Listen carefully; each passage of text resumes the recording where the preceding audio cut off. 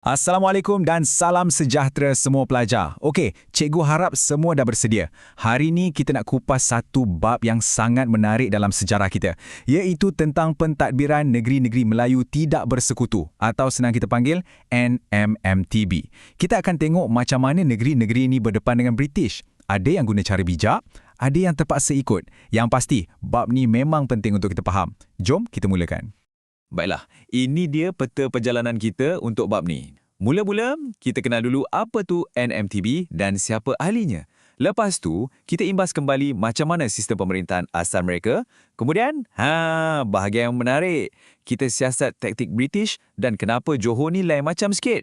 Akhir sekali, kita akan lihat apa jadi bila pentadbiran berubah dan kesannya pada kuasa Raja-Raja Melayu.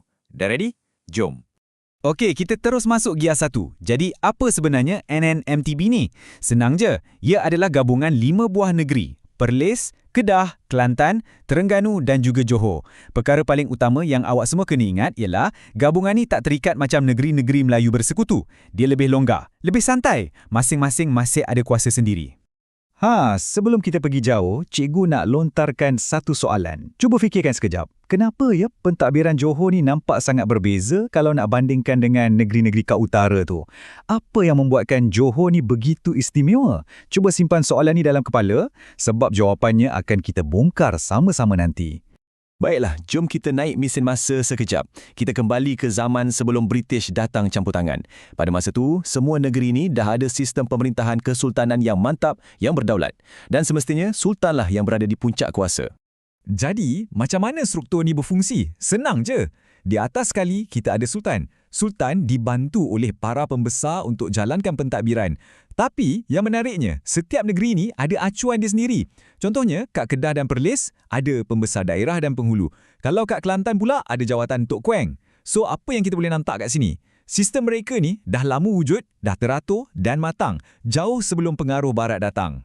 Dan kalau kita tengok di Kelantan, ada satu inovasi yang memang mendahului zaman. Sultan Muhammad II perkenalkan sistem jemaah menteri. Cuba awak bayangkan, sistem ni wujud untuk melicinkan lagi pentadbiran. Fungsinya tu lebih kurang macam sistem kabinet menteri yang kita ada sekarang. Hebat kan? Tapi keadaan yang aman dan stabil ni tak kekal lama. British mula pasang mata, dia mula nampak potensi negeri-negeri Melayu di utara ni. Jom kita bedah siasat sikit. Apa sebab British ni berminat dan apa taktik yang mereka gunakan? Jadi kenapa British ni beria-ia sangat nakkan negeri-negeri ni? Ada 4 sebab utama. Pertama, kedudukannya sangat strategik, betul-betul kat laluan perdagangan. Kedua, mereka ni risau kuasa-kuasa Eropah lain macam Perancis atau Jerman datang potong line. Ketiga, mestilah sebab duit, untuk jaga keselamatan laluan perdagangan mereka yang penting. Dan akhir sekali, mereka guna alasan beban orang putih. Kononnya, mereka lah yang terpaling mulia, ada tanggungjawab nak memodernkan kita. Padahal, itu semua cuma alasan untuk menjajah. British ni, dia tak datang serang dengan meriam tau. Dia guna cara yang lebih halus, dengan pen dan kertas. Melalui perjanjian, satu demi satu. Macam ular sawar yang perlahan-lahan belit mangsanya.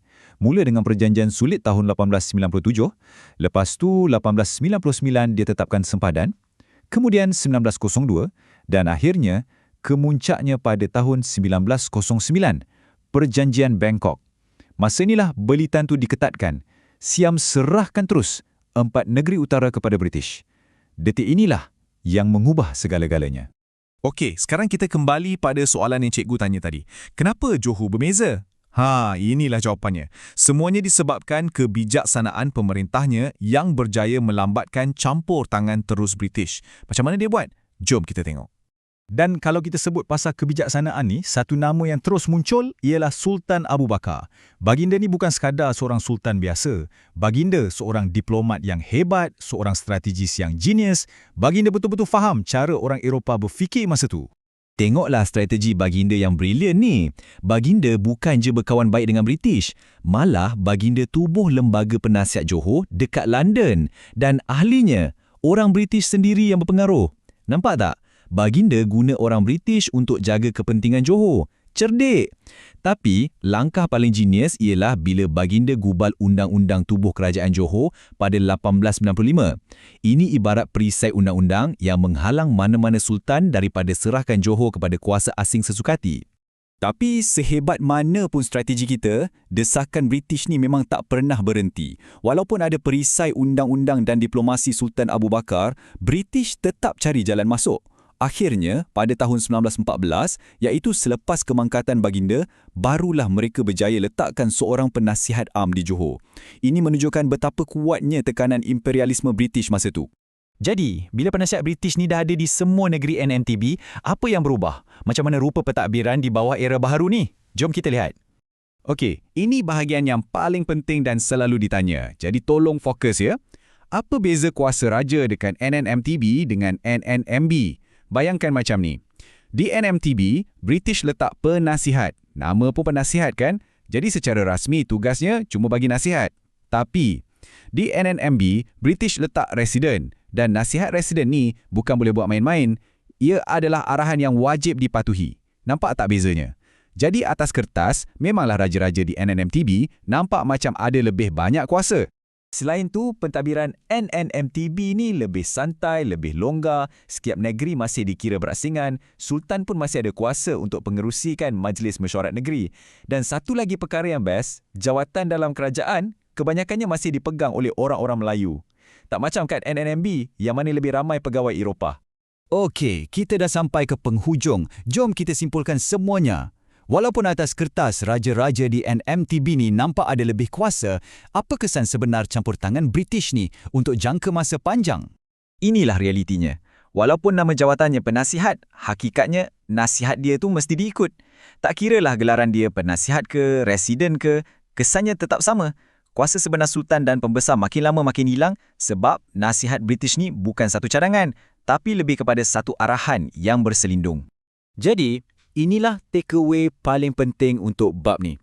Bayangkan kuasa Sultan tu macam satu pai yang besar. Dulu, semua bahagian pai tu milik baginda. Tapi lepas British datang, pai tu dibahagi.